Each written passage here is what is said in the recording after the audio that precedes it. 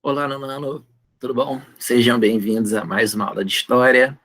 Essa aula que a gente vai fechar algumas matérias que ficaram aí em aberto, né? Vocês já tiveram a prova, então, de propósito, eu deixei essa matéria para fora da prova, porque eu queria que desse tempo da gente vê-la direitinho, né? Em vez de ficar enchendo vocês de matéria antes da prova, e eu espero que tenha ajudado vocês, que vocês tenham feito uma boa prova e que vocês possam ver isso aqui com mais calma agora, né?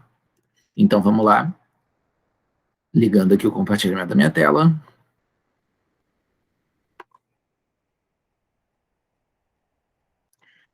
Pois ok. A gente começa aqui falando sobre os lugares. A gente não vai ver todos agora, né? Mas a gente vai ver alguns dos lugares que foram afetados de alguma forma ali pela Guerra Fria e que a gente tem nesse contexto aí acontecendo mudanças importantes. E basicamente a gente vai ver isso quase até o final do ano, sabe? Tem pouca matéria para esse ano que não seja Guerra Fria, porque a Guerra Fria, na verdade, ela acabou uns 30 anos atrás, né? Então aconteceu pouca coisa no mundo depois disso. Então aquela lógica da Guerra Fria, ela continua na cabeça de vocês, né? A gente já viu a lógica geral, né? Qual era o papo ali entre Estados Unidos e União Soviética, qual era a treta, por que que eles não entravam em combate diretamente, né? E como eles usaram outros lugares do mundo ali de palco para o combate deles. E agora a gente está vendo alguns desses pedaços. Vamos começar com o Estado de Israel, que não é bem algo da Guerra Fria, né? Algo que já está rolando desde antes, mas que também é afetado um pouco pela Guerra Fria.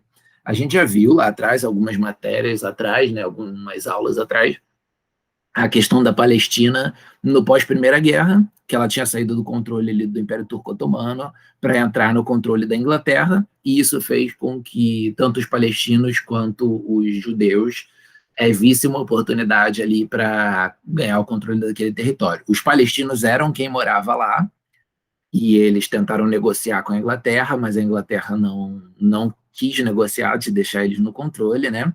E alguns grupos judeus também, aquele chamado movimento sionista, eles ficaram interessados em conseguir ali montar um Estado para eles, porque aquela região de Palestina e Israel, ela foi disputada por esses dois povos e também pelo cristianismo séculos atrás, durante séculos, né, ao longo de séculos, e, enfim, tinha acabado parando na mão ali do Império Turco-Otomano até o ponto em que a Primeira Guerra acabou com esse império e essa terra ficou para a Inglaterra. Então isso significava duas coisas. Primeiramente, que todos eles ali queriam essa terra, a Palestina e os judeus. Em segundo lugar, que esses dois povos não se gostavam. Historicamente, eles se odiavam e eles já tinham tido várias guerras em outros momentos, quando os judeus estavam mais naquela região ali. Nesse momento, os judeus estavam mais espalhados pelo mundo e eles estavam querendo voltar para essa região, então, óbvio que ia dar uma treta.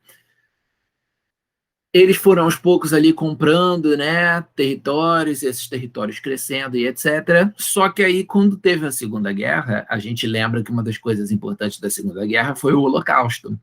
Os alemãos, os alemães pegaram os judeus que estavam dentro do território deles, lembrando que os judeus estavam espalhados em territórios de vários povos, né? Inclusive dentro da Alemanha, e pegaram aqueles judeus que estavam lá dentro e pegaram eles para ser um dos vários inimigos do governo, porque o fascismo ele tem essa lógica de que ele tem que criar inimigos, considerar certa parte da população um problema, para que ele se justifique estar sempre sendo militarizado e sempre colocando um controle forte sobre o seu próprio povo, e as pessoas aceitem isso porque elas achem que essa maioria das pessoas que não é aquele grupo perseguido, né, ela acha que não, tudo isso tem um motivo que é para essa gente. Então, o preconceito manipulado, e no caso foi ali contra os judeus, um dos principais povos que isso aconteceu. Não só contra os judeus, tá? Sempre bom lembrar que o nazismo também foi ruim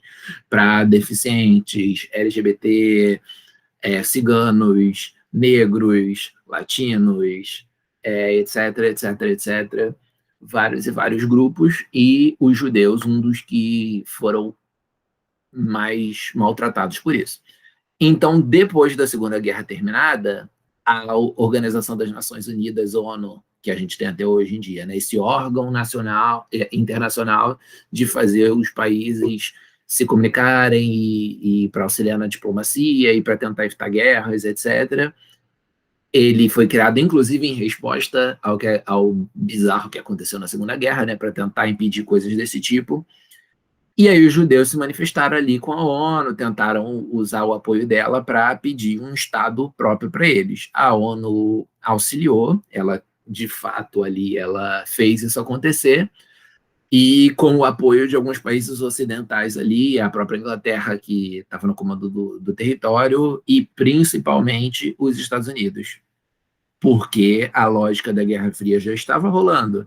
Então, os Estados Unidos olharam ali para um território cheio de países árabes, esses países árabes e o capitalismo não se davam muito bem, então Estados Unidos queria manter o controle do mundo inteiro ali, principalmente de áreas como essas que eles sentissem que eram boas para a expansão do socialismo.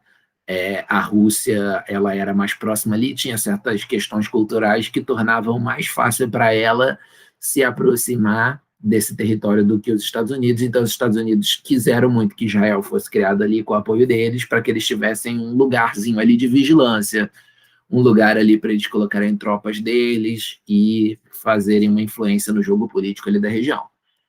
Só que fazendo isso, acabou tendo anos e anos e anos de guerra, porque os israelenses e os palestinos eram povos muito diferentes, que se odiavam, quer dizer, não eram tão diferentes, né, mas eles se odiavam historicamente, e a Palestina perdeu terras para essa criação do Estado judeu, né?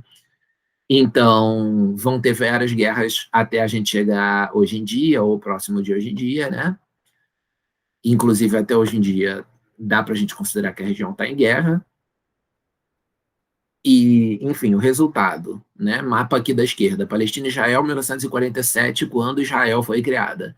Toda essa parte que está de roxo é Israel, toda essa parte que está de verde é o que ficou para os palestinos, e a parte toda que está em amarelo são países árabes ali que você tem ao redor da região. Outros países tipo Egito, Síria, etc. Olhando 2013, né, que é o mapa mais atual, já deve ter mudado um pouco de lá para cá, né, mas é basicamente essa situação que a gente está hoje em dia. O território de Israel cresceu para caramba, né, ao longo de várias e várias guerras. A gente tem o território verde que os palestinos estão mandando em si próprios. A gente tem esse território laranja, que tecnicamente é dos palestinos ainda, mas Israel ocupou e está botando essas pessoas ali como se fossem um gueto, né, como se fosse algum tipo de refugiado dentro de Israel, quando na verdade esse é o território dos palestinos. Então é uma situação humanitária péssima, né? E ao redor os países árabes que volta e meia se juntam aos palestinos para brigar com Israel, porque também são geopoliticamente e culturalmente contra o Estado de Israel. Então é uma grande região bizarra ali de acontecimentos horríveis que a gente tem até hoje em dia. E por mais que a Guerra Fria tenha supostamente acabado, quando o socialismo acabou na União Soviética e a União Soviética virou vários países, a parte principal da União Soviética, que é a Rússia, como a gente já falou na aula passada, continua sendo um inimigo político e geopolítico, assim, nessa questão militar, dos Estados Unidos. Então, a gente continua tendo os Estados Unidos ali apoiando Israel e a gente continua tendo Rússia apoiando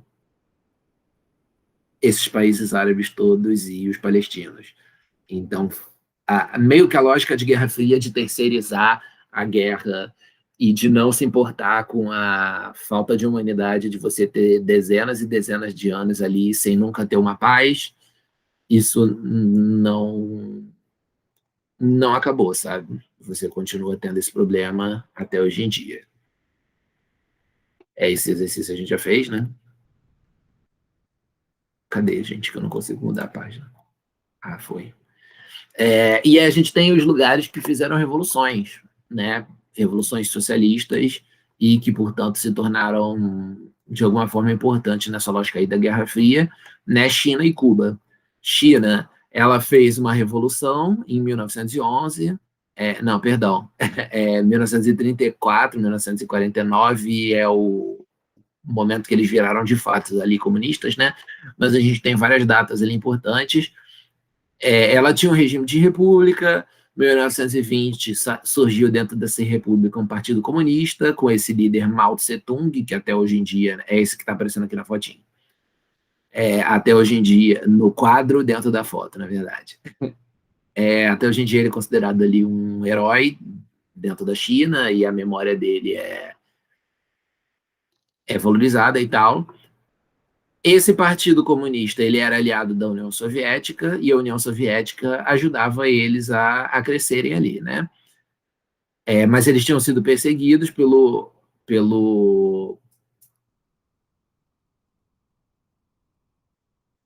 o partido Kuomintang, tá? Que eu tinha lido errado, por isso eu fiquei confuso.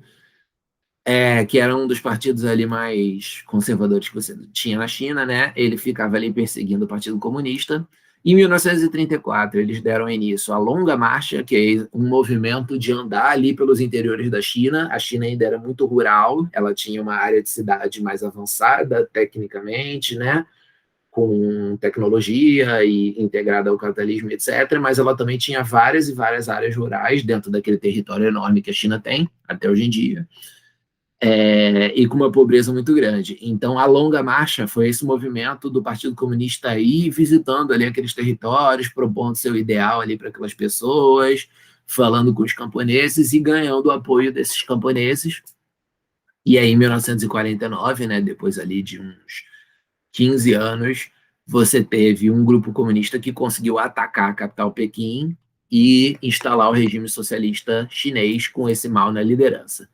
Em 1966, quer dizer, então, eles ficaram ali no controle durante um bom tempo, né? Até hoje em dia esse partido ainda está no controle, e em 1966 a gente tem esse momento ali da Revolução Cultural, porque, assim, quando o mundo todo ainda é capitalista, mas você pega um país e bota esse país como socialista, existem várias tensões ali com isso, né? As pessoas daquele lugar se os socialistas quiserem fazer o socialismo funcionar, elas precisam convencer frequentemente aquelas pessoas de que aquilo vale a pena e manter aquela cabeça ali de uma população socialista e se preocupar com evitar propagandas que venham de outros países para criar essa ideia de que o capitalismo é melhor. Então, essa revolução cultural foi um momento ali que eles tiveram de tentar reforçar esses ideais da revolução, né, para que não fosse só uma questão de autoritarismo, de manter as pessoas sob controle, mas também de fazer as pessoas aceitarem aquilo ali como uma vida melhor e mais justa por ser igualitária e por não ter desigualdade. Não que tenha deixado de ter desigualdade na China, né? Existe principalmente essa desigualdade estrutural entre os lugares de campo e os lugares de cidade, porém, e também entre quem faz parte ali da burocracia do Partido Comunista e das pessoas comuns. Então, existe desigualdade, né? Porém, não existe a mesma desigualdade do capitalismo, de todo mundo estar tendo que lutar ali pelo seu pão de cada dia, com medo, sei lá, de ser demitido e passar fome, esse tipo de coisa que existe nos países ocidentais, né? Então tem ganhos e perdas, como em todo lugar, mas, né, existem várias características de ditadura ali no governo da China e por aí vai. Então a Revolução Cultural era uma forma de tentar convencer a própria população dessas coisas e fazer esse país virar socialismo em todos os seus quesitos, assim, né, que a população se adequasse àquilo. Então, investimento na arte, uma arte que representasse essa ideia ali chinesa, né, vai ter alguns tipos de punições, assim, para pessoas que façam coisas capitalistas, digamos assim, que sejam diferentes de ser preso ou morto, né, punições no sentido de mandar o cara trabalhar, fazer trabalhos forçados ali como trabalhador, para ele entender o que é ser proletariado. Tem umas coisas nesse sentido, né? Tinha algumas questões econômicas também, de fazer o socialismo ali funcionar, e por aí vai. E se vocês quiserem saber, né, talvez fique essa dúvida se a China até hoje em dia ainda está nessa de comunismo, etc. Com o tempo, as coisas foram mudando e, principalmente, o espaço das cidades foi ficando um bocado capitalista. Então, economicamente, eles ainda funcionam, eles já mudaram muito. O espaço urbano, tecnológico, industrial, etc., está funcionando de uma forma bem capitalista, mas eles ainda se dizem socialistas, ainda é o Partido Comunista que manda lá, e você ainda tem algumas tretas ali de forçar as pessoas a trabalho de certas formas e a viver uma vida ali que supostamente é o socialismo organizado ali pelo governo. As características ditatoriais continuam, né? Só que, enfim, a ideia mesmo socialista ali de manter uma igualdade, de fazer com que as pessoas vivam em comunidade, produzindo ali para o coletivo inteiramente, essas características deram uma perdida, principalmente nos espaços urbanos, que são os industrializados, né? E mais ricos. Aqui na América, a gente teve Cuba, que estava ali nessa década de 50 como um regime ditatorial, tinha esse presidente chamado Fulgêncio Batista, né? Era extremamente apoiado ali pela elite agrária, porque a economia de Cuba naquela época era plantar alguns produtos, né, tropicais ali para serem vendidos no exterior. Aquela grande questão que a gente viu quando a gente estava falando ali sobre o Brasil, de que os países capitalistas mais ricos, né, tipo Estados Unidos, Inglaterra, França, etc., eles também confortáveis na posição de importar produtos primários daqui do Brasil e dessas regiões da América e dessas regiões pobres do mundo, né, para transformar isso em produtos industrializados, agregar valor e vender de volta. Então, com isso é um esquema de coisas bem mais lucrativos para eles, que são os industrializados, do que para nós que produzimos os produtos primários, tipo minério e coisas de agricultura, né? E gado, essas paradas. Então, os países da América, eles sempre sofrem pressão externa desses países capitalistas mais ricos para continuar para sempre nessa forma explorada, né? Dessa forma sendo feita ali de otário, de certa forma, né? Por produzir os produtos mais baratos. Então, qualquer país praticamente da América, você vai ver que ele é muito rural, como é o caso aqui do Brasil, e, enfim, o governo do Vargas é um exemplo lá, e alguns países, alguns dos governos do intervalo democrático daqui do Brasil, eles tinham muito essa briga de, não, peraí, a gente vai industrializar o Brasil, cara, a gente tem que industrializar o Brasil porque a gente vai continuar sendo um país secundário internacionalmente, né, controlado internacionalmente e se ferrando economicamente por só vender produtos primários.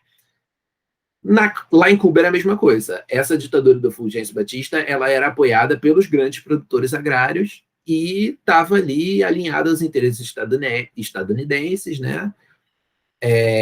Se adequando ao que os Estados Unidos queriam da política mundial, que é os países da América produzindo produtos primários e vendendo para eles, e eles ricos vendendo os produtos industriais. Então, é esse controle dos Estados Unidos que faz mal para todos os nossos países da América, e as populações daqui acabam sendo pobres, né, porque a agroexportação envolve latifúndio, né, grandes proprietários rurais, e a população tendo que trabalhar para essas pessoas, sendo pobre, nas cidades não tendo tanta oportunidade de emprego porque a indústria não pega, né, e você não tem muitas atividades econômicas funcionais porque o país não é industrializado, ou seja, população pobre.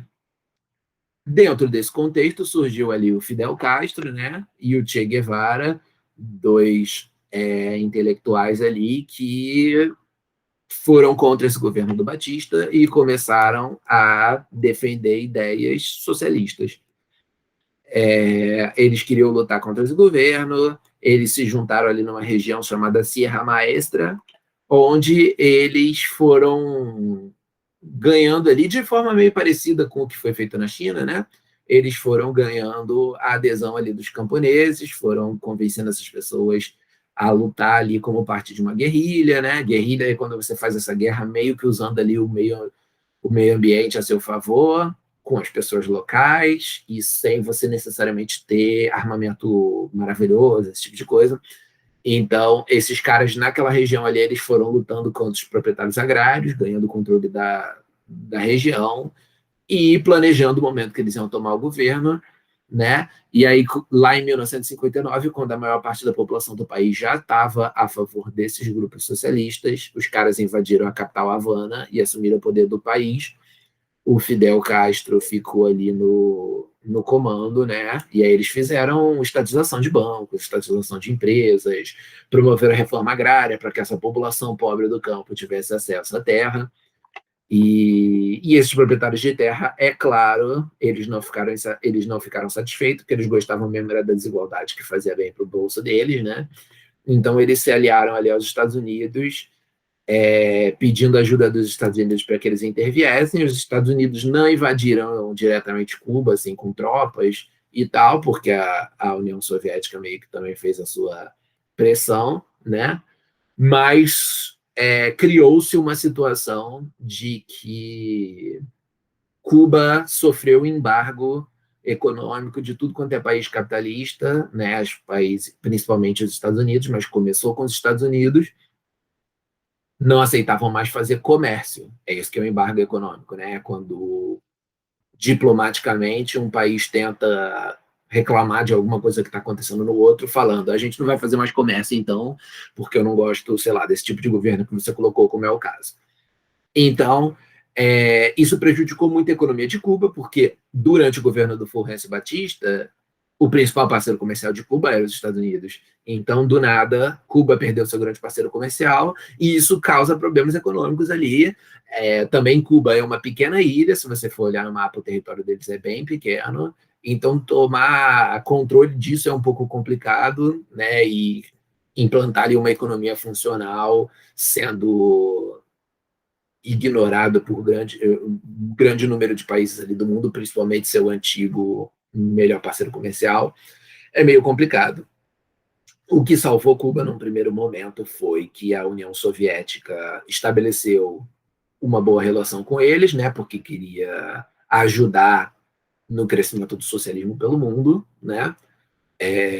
Mas com o tempo, conforme a União Soviética acabou, a Cuba ficou ainda mais isolada, né, mundialmente falando, e hoje em dia a gente está vendo os resultados disso, né, com uma pobreza muito grande lá.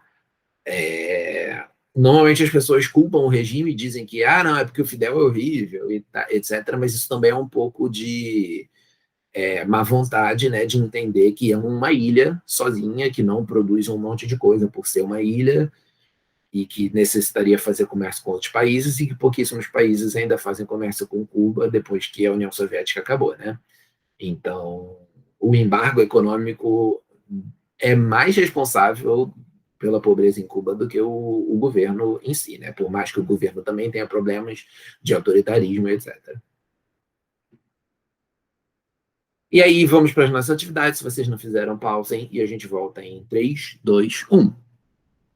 Voltando. 1. Observe as frases a seguir e reflita sobre possíveis perguntas que você poderia elaborar para cada frase representar a resposta correta. Olha que interessante, né? A gente normalmente responde as perguntas, dessa vez a gente vai perguntar para chegar nas respostas.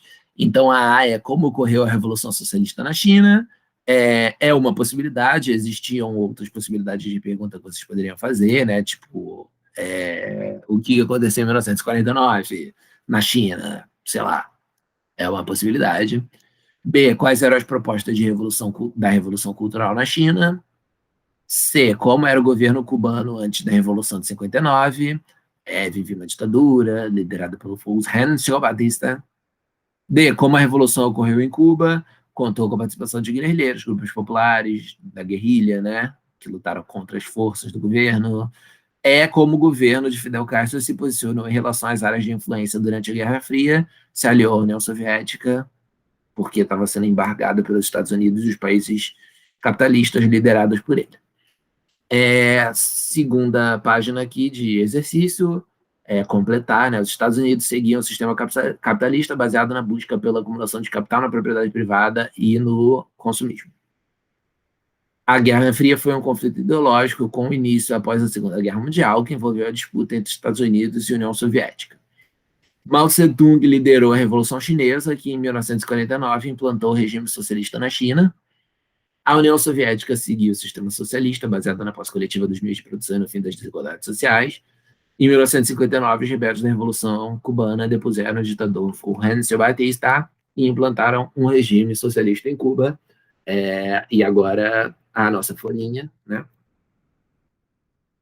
Explica por que a formação do Estado de Israel aconteceu de forma conflituosa e quem foram os principais afetados pelas guerras que vieram a seguir. O Estado de Israel se formou com base em pressões do movimento sionista pela construção do Estado judeu depois do trauma do Holocausto. O problema é que a região costumava ser ocupada pelos palestinos, um povo historicamente inimigo dos judeus, e foi tomada deles contra a sua vontade.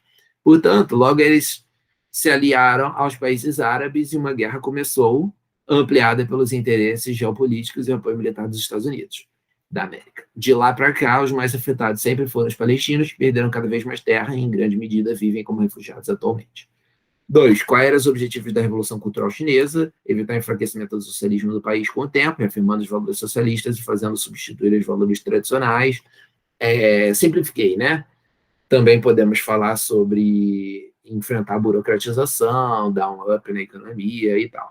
3. Como era o contexto de Cuba antes da Revolução Socialista? O país era governado pelo ditador Fulgencio Batista, já repararam que eu adoro falar isso, né? Aliado aos Estados Unidos. O país era extremamente agrário e dominado por uma elite agrária que produzia para exportação, enquanto o povo era extremamente pobre. Por isso, não foi à toa também que o povo abraçou aquela ideia do socialismo. E é isso, né, galera? A gente termina aqui a nossa aulinha. Obrigado por estarmos juntos aí, pela atenção de vocês e a presença e etc. E a gente se vê com outra matéria na próxima semana. Um abraço.